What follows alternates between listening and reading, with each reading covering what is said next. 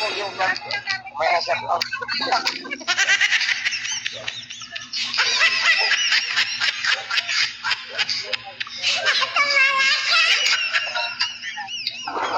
Ito sasabihin ko, para ito sa iyo, Diwata. Kung napanood mo yung video ito, ito po yung mapapayo ko sa iyo.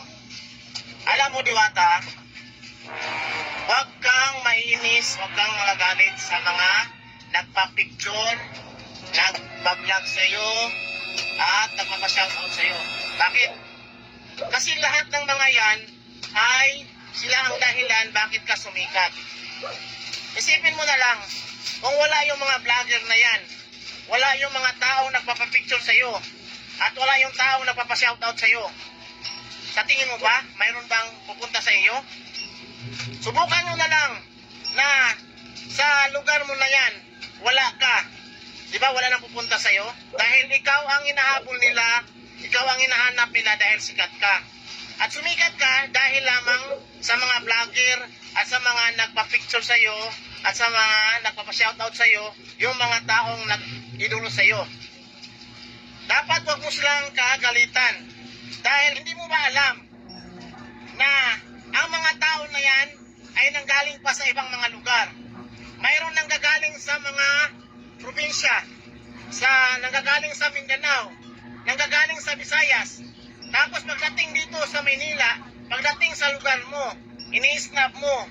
Tapos kunting hiling lang na magpa-picture sa'yo, nagagalit ka, inaayawan mo. Ito lang masasabi ko sa'yo, Diwata. Alam mo, hindi yung pagkain ang pinupuntahan nila sa'yo.